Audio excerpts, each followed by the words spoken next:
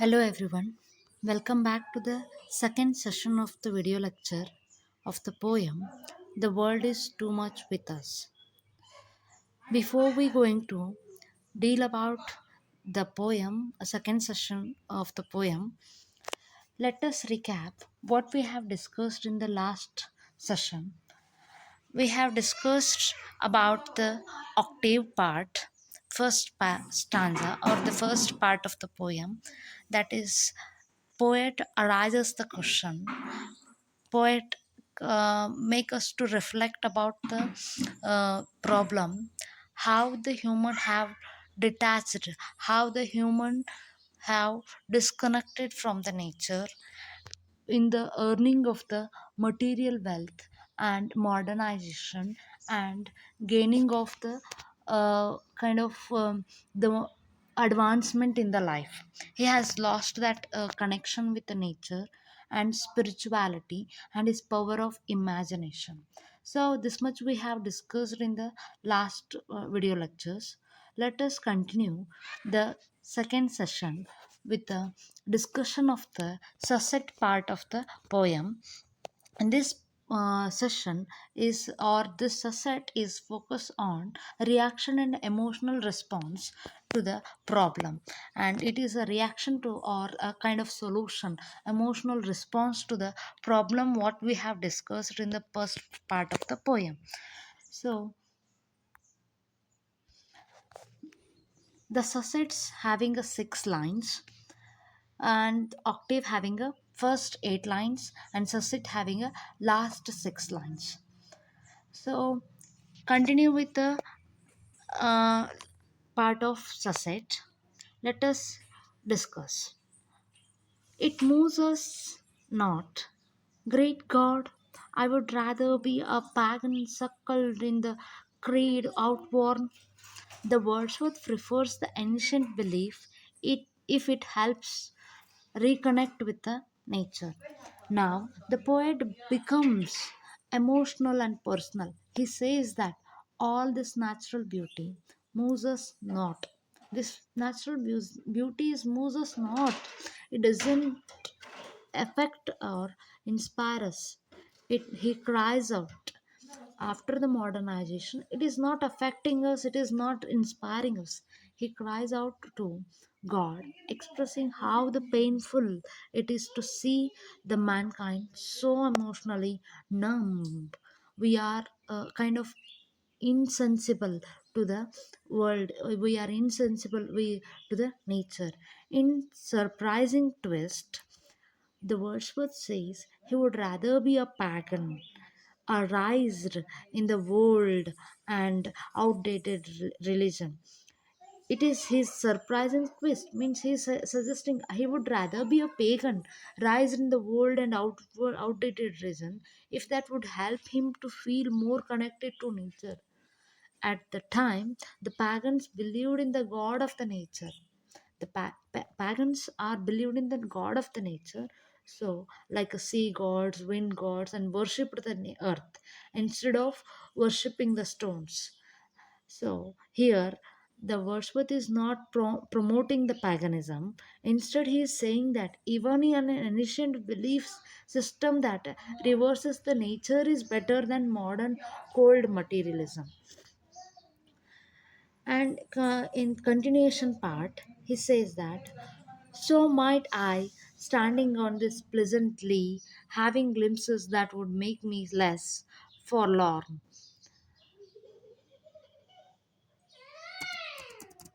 Being a part of nature can relieve the loneliness. He says that being a part of nature can relieve the loneliness.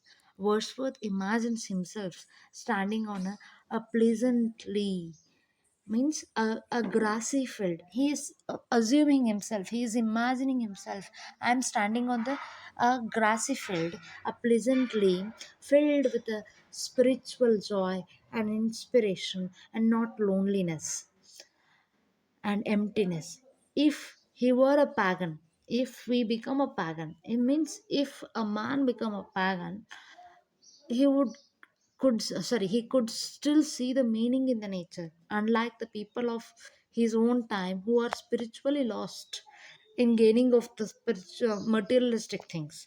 The word forlorn reflects his emotional state. He feels lonely, sad, abandoned in his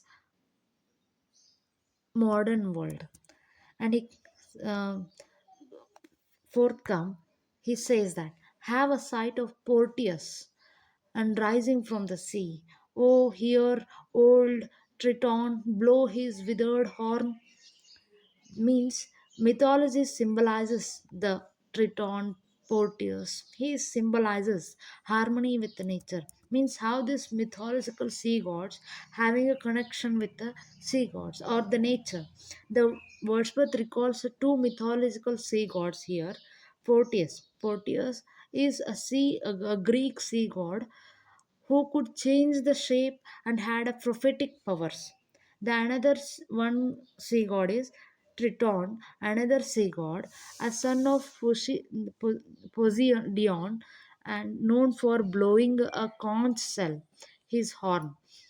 And these two figures, Proteus and Triton figures, symbolizes the mystery, magic, harmony with the nature, harmony with the sea. Even though they are from the mythology, the Wordsworth says he would rather believe in them than live in the world where the people ignore divine beauty of the nature. So he says that the summary of the society is the Wordsworth wishes to escape the materialism. He longs for the spiritual, natural connection, even through the mythology. In the second part of the poem, we can say that Wordsworth presents reaction wishes. He says that if modern people continue to reject the nature, then perhaps it is better to be a part of an old belief system that celebrates the nature. He yearns for a world where the people are inspired, awed, and spiritually connected to the earth. The deeper message or deeper meaning of the poem is nature is more than scenery. Nature is more than artificialistic things. It offers the wisdom and the peace. Materialism, this materialism of the modernism and advancement in the life leads to the emotional emptiness. This sonnet is a kind of warning and play, and the Wordsworth warns that if the people continue down the path of the materialism, they will lose their human essence and ability to feel the deeply, love the nature, and find a peace. He reminds us that nature is not just a scenery, it is alive. It gives us a wisdom, peace, and inspiration. Our observation with the material progress is making us soulless, disconnected.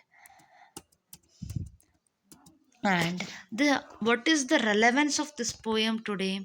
We can now discuss. The relevance of the poem today is even in a modern times, people are disconnected from the nature, and environmental issues prove the Wordsworth's fears were valid.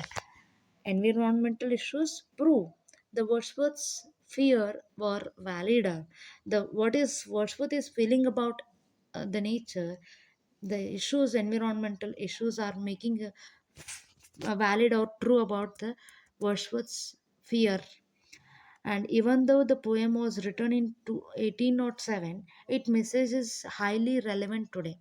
We live in a past faced digital consumerist world.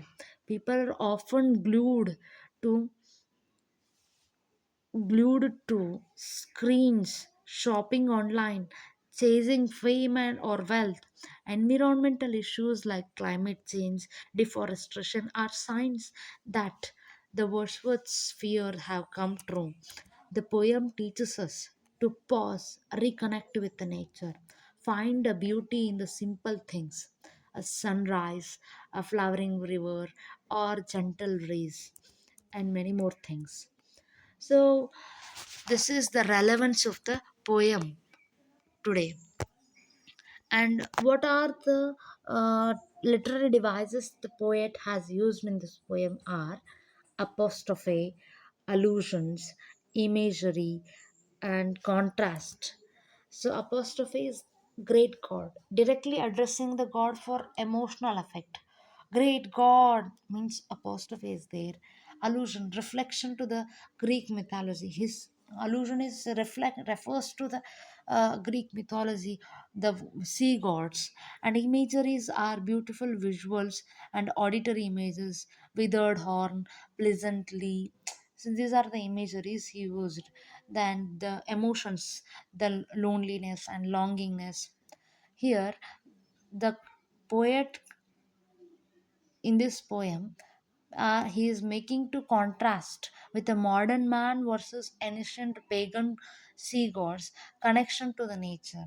How this modern man is disconnected with the nature, how the ancient pagan sea gods, pagans are connected with nature. The tone of the sunset is emotional, nostalgical, and wishful. Means if he wants to reconnect with the nature, at least adapting the paganism. But one thing we can say that the poet is not promoting the paganism here. He just wanted to connect with the nature, at least by any path or any way. So that is the thing. And the form of the poem is Petrarchan sonnet. The rhyme scheme is A B B A A B B A C D C D C D. So the meter is iambic pentameter. These line 9 marks the shift from the criticism to personal longing. Means Susset marks the shift from the criticism to personal longing. The in final thought, in final reflection, the poem, the world is too much with us, is a timeless reflection on the human values. The Wordsworth's poetic voice is gentle but firm, reminding us that no matter how the advanced society becomes, we must not lose our relationship with the nature. Through the beautiful imagery, passionate language, the Wordsworth encourages the reader to rethink their priorities, find a joy in the nature, and protect what truly matters. He reminds us that Earth is not just a place to live, but Earth is a source of the life, inspiration of the life, and spiritual depth is there in the earth. So, by saying this, we can conclude the poem. We can wind up the poem. The world is too much with us. I hope you can understand. I hope you have understood the poem, and thank you.